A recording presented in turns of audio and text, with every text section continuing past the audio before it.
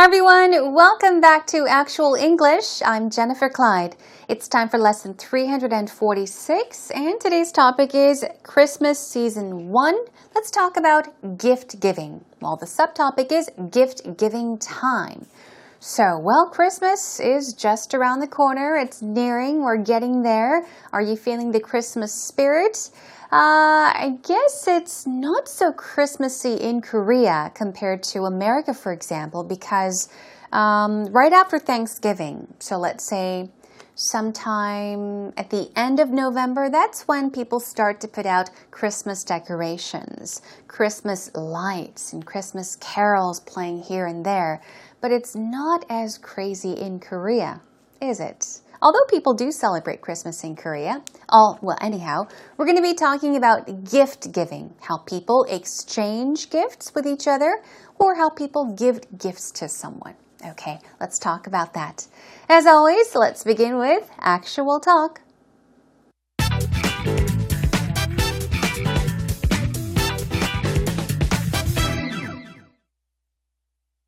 I just came from the mall, and is shopping ever in full swing? Really?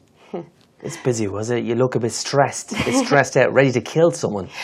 Well, I don't know about that, but I'm just kidding. Believe it or not, the hardest thing is trying to figure out who to buy gifts for. Mm-hmm. That's the toughest thing for me in this culture, because in Canada, it was one way, and I noticed some different rules here, so to speak. Yeah. I mean, one tradition, for example, that I kind of like, and I wish that we were into here, maybe they are into it, is the Secret Santa tradition, where in Canada, we'd have like a hat, and you'd pick out a name, and it might be a colleague. You'd buy a present for that person, and they wouldn't know who was getting what, and it was just all in good fun. Yeah. I don't know if they do that in Korea. Do they do that in Ireland? They do, actually, and we call it Chris Kindle, which is, I think, comes from a European name. But yeah, it's exactly the same thing. So we used to do that for work colleagues or friends. Now, still for family, we'd buy bigger gifts. But like you said, it's a bit of fun, and the presents are funny, and it adds a bit of magic to the whole thing. But in Korea, the gift giving is obviously very different. It is, I mean, isn't it? My wife is Korean, and I mean, our first Christmas here, she got me face cream. Really? Really. So I actually thought it was a joke. It wasn't. Oh. So yeah, it was. We're still together. We nearly got divorced. But, I'm kidding. Well, your skin does look very nice. It does, yeah. Face cream. Now, in Canada, Christmas is a really big holiday. So you'd be getting your spouse a big present. Cream would be kind of like, huh? Yeah. Hurtful? Well, I mean, unless we're talking like very expensive face cream. No, it wasn't. It was cheap stuff. Okay. It's just a misunderstanding now, culturally. Well, either way, I mean, it's interesting to learn these little idiosyncrasies, but I guess the important thing is to never buy face cream. That too. Learn and have fun. Yeah, of course. And stay safe at the mall. Okay, are you ready to take a look at actual talk with me? You just took a moment to listen to the conversation between Gareth and Kelly, and they were talking about gift giving, how it's gift giving time. Of course, you would have to go shopping to buy gifts and think about who you're going to buy gifts for, but exchanging gifts, it's always a very nice thing to do, isn't it? Okay, anyhow, let's take a look at what these two mentioned. First of all, Kelly says, I just came from the mall, or came back, meaning returned from the mall, and is shopping ever in full swing. Okay. To be in full swing means what? Full swing. Imagine swings, okay, in the playground. A swing usually swings back and forth, right? But imagine that the swing goes all around, okay? It swings all around. Full swing, just to have an idea of this circular motion. If something goes round and around and around, it's constantly in motion, right? So, when you say that something is in full swing, you are saying that it is at the peak of activity. It's very busy. It's crazy. It's at its height, okay? So, she's saying that she just came back from the mall or returned from the mall and is shopping ever in full swing. Everyone's crazy shopping, okay? Everyone is excited and just busy shopping. Here we go. Gareth says, really? You look a bit stressed. Ready to kill someone. You would say this. Ready to kill someone means that you look like you are stressed. You look like you are angry.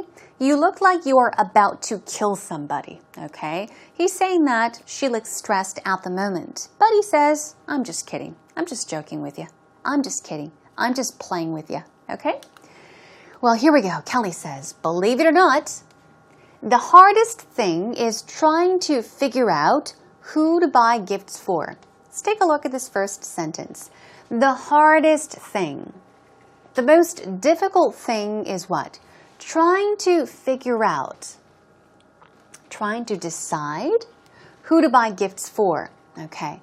Now, although Kelly did say who, and although we very commonly just say who, yes, someone asked me a question about who and whom. The proper way to put the sentence together would be to use whom to buy gifts for. To give you an idea of the difference between who and whom, here it is. Who is used when you are talking about the person doing something. Okay? Who hit you? Who? This person hit somebody. This person is doing something. So in that case, it should be who. Okay? Then what about whom? W-H-O-M. Whom is usually the person having something done to him or her. So you're buying a gift for somebody. So you would say, for whom to buy gifts for would be the proper way. However, this is too confusing. Don't worry about it too much because 99% people will say who to buy gifts for. Okay? I'm just letting you know just in case you're curious, but using who will not be a problem. Anyhow, back to what they were saying. She says it's very difficult. It is the hardest thing to do. What is? Trying to figure out, trying to decide who to buy gifts for. In Canada, here we go. It was one way. And I notice some different rules here. So it's different in Korea. She says, so to speak. So to speak is what? This is what you would usually say in a situation or when you're trying to describe a situation and you want to say, as somebody may say, as one might say, but you're not exactly using the most accurate words. You're saying something, but you don't actually mean what those words mean, or you're not using the most accurate words, okay? So when you're roughly giving an idea about something, you would say so to speak, okay? So in Canada, it was one way, and I noticed some different rules here, so to speak. So it was one way maybe, but not 100%. One tradition, for example, that I like is the secret Santa tradition, okay? One tradition, for example, so she's talking about something that has been around for a very long time in Canada. What is it? The secret Santa tradition. That's right. Did you believe in Santa Claus when you were little? Until what age did you believe that Santa Claus existed? I found out too early, but a lot of my friends tell me that they believed in Santa Claus up until they were in elementary school. Yeah? A lot of kids are like that. Not anymore, but. She says, where in Canada, we'd have a hat, and you'd pick out a name. Pick out, mean to select randomly. And it might be a colleague's, meaning it might be a colleague's name. Here we go. So she's giving an example of how something is done or was done in Canada. Now, this example was what? In Canada, they would have a hat, and they would have maybe paper in it with names written on it. So you would get a hat, you would put your hand in the hat and grab a piece of paper. So you would pick out a name. Pick out. You would select a paper or piece of paper with a name written on it, and it might be a colleague's. It might be a colleague's name written on the piece of paper. So what do? You buy a present for that person, and they wouldn't know who was getting what, and it was just all in good fun. So it was kind of like a surprise, you know. I think it's very interesting, very fun, exciting as well, because you have no idea who you're buying to buy a gift for, nor will you know who is going to buy a gift for you. So she says, all in good fun. When you say that something is all in good fun, it means that no harm is meant, okay? You don't mean to harm anyone. No harm is intended. It's just something that is done for fun, okay? That's friendly, actually.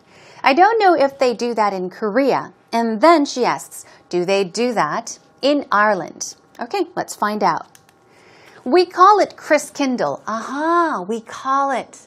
So yes, there is such a thing, but it's called Christkindle in Ireland, which I think comes from a European name. But it's exactly the same thing. It's 100% exactly the same. We used to do that for work colleagues or friends, okay? But like you said, it's a bit of fun and it adds magic to the whole thing. So the point is what? It's done for fun and it adds magic, meaning yes, just adds excitement, adds magic to the whole spirit, Christmas spirit, or the whole thing, the process of picking out names and giving gifts to each other. For family, he says, what would they do for family? For family, we would buy bigger gifts. We'd buy bigger gifts. In Korea, gift giving is obviously very different. Okay, let's find out how different it is. He gives an example. My wife is Korean. And our first Christmas here, he meant, and for their first Christmas here, she got me face cream or facial cream. It's fine, face cream. I say facial cream. Okay, this is probably a more proper way of putting it, but face cream is fine. What is the point? He's saying that for their first Christmas they celebrated together in Korea, his Korean wife bought him face cream or facial cream as a Christmas gift. Okay? And then he says, I actually thought it was a joke. It wasn't, meaning it was not a joke. We're still together, and he says, we almost got divorced. But he says, I'm kidding. Okay. Do you have an idea of what he's saying? Okay, he gives us a story where he tells us that his wife bought him facial cream for Christmas. And he said, I thought it was a joke, but it wasn't. We almost got divorced. I'm joking. Meaning he wasn't happy with the present, right? He was disappointed. So Kelly says, well, your skin does look very nice. And then she talks about how things are in Canada. In Canada, Christmas is a really big holiday. So you'd be getting your spouse a big present. Get it? Okay, spouse is what? Easy, but just to practice the pronunciation, I have chosen spouse. Spouse is partner for life, either your husband or your wife, the person you are married to. So she says in Canada, Christmas is a very big holiday. So usually you would buy your husband or your wife, your spouse, a very big present. Nothing like face cream or facial cream, but really a big present. And he says same in Ireland. Cream would be kind of like, huh? She's saying if you bought somebody cream, like facial cream, that person would be like, huh? What is this? He says hurtful. Yes, harmful, hurtful, through the heart. See, he was disappointed. Anyhow, Kelly says, well, unless we're talking like very expensive face cream, It could be hurtful. He says it was cheap stuff. It was not expensive. It was really cheap stuff. But it was just a misunderstanding, a cultural thing. Yes, it's a cultural thing. You know, there are cultural differences, even when it comes to Christmas gifts. But anyhow, he says it was just a misunderstanding. He misunderstood. Synonym for misunderstanding would be misinterpretation. It's when you take something the wrong way, especially when you take a situation or a person's remark a totally different way. Okay? If you interpret it the wrong way, or if you interpret it improperly, you would be misunderstanding somebody. Anyhow, moving on to the final part of our conversation. She says, well, either way, it's interesting to learn these idiosyncrasies. It's a difficult word. Let's see. Idiosyncrasy. Idiosyncrasies, okay? It's usually characteristics or traits of a person. But usually we're talking about unusual habits of a person or unusual characteristics or traits of a person. That's what we call idiosyncrasies, okay? So she says, but I guess the important thing is to, and Gareth cut her off by saying, never buy face cream. That too, but to learn and to have fun, okay? So this is the lesson, I guess. The most important thing is to learn from your mistakes and just to have fun, you know? It's all about sharing and giving and caring for each other and just celebrating after all, right? But yes, well, women and men out there, don't get your spouse facial cream, okay? Get them something much nicer. Anyhow, let's take a listen to it one more time. Oh, I just came from the mall, and is shopping ever in full swing? Really?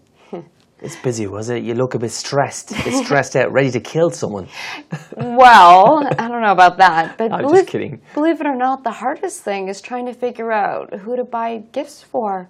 Mm-hmm. That's the toughest thing for me in this culture, because in Canada, it was one way, and I noticed some different rules here, so to speak. Yeah. I mean, one tradition, for example, that I kind of like and I wish that we were into here, maybe they are into it, is the Secret Santa tradition, where in Canada we'd have like a hat and you'd pick out a name and it might be a colleague. You'd buy a present for that person and they wouldn't know who was getting what.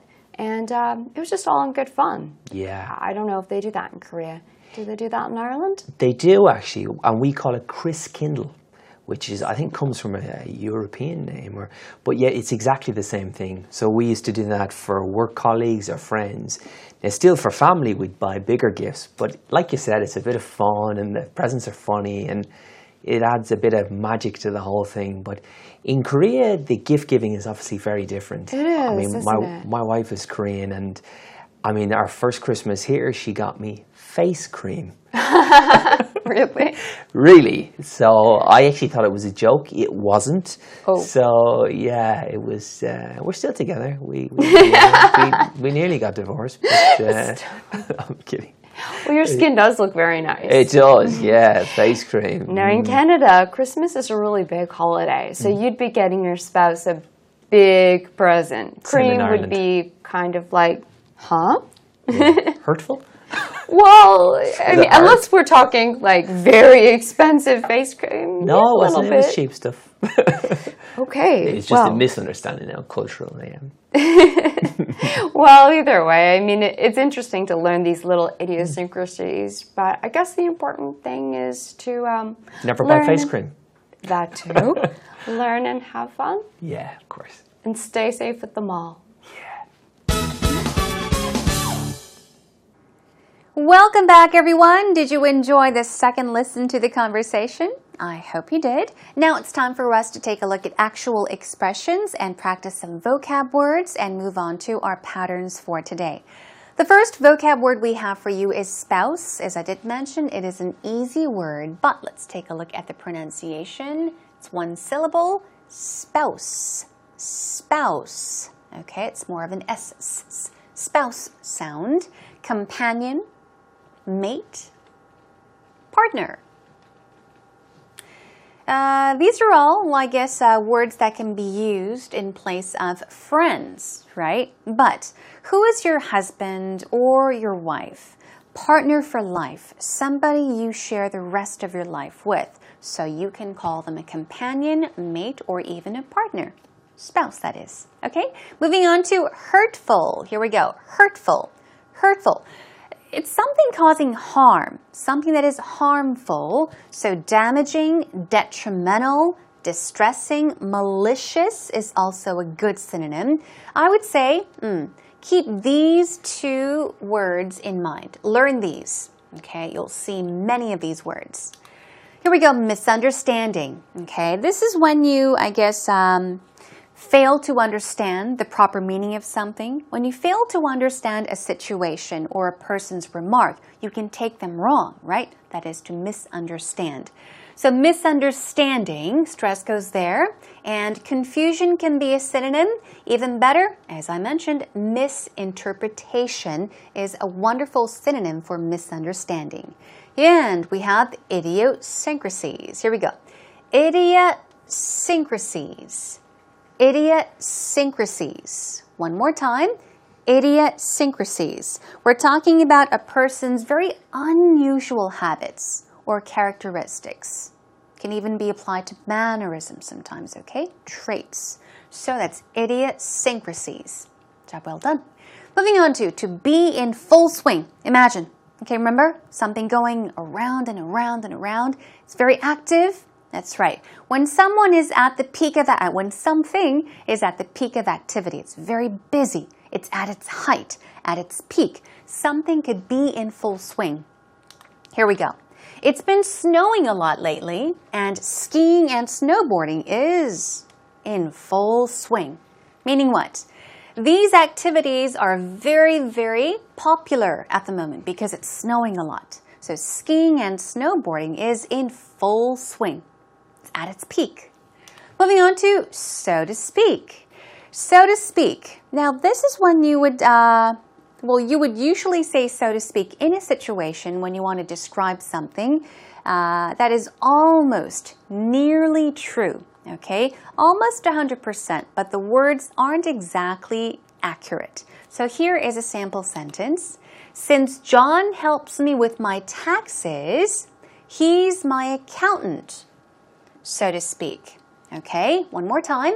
Since John helps me with my taxes, he's my accountant, so to speak. So as one might say, it's usually said in a certain way, even though, as I said, the words aren't exactly accurate. So you're saying, although he's not exactly my accountant, well, he could be my accountant or said to be my accountant because he takes care of my taxes.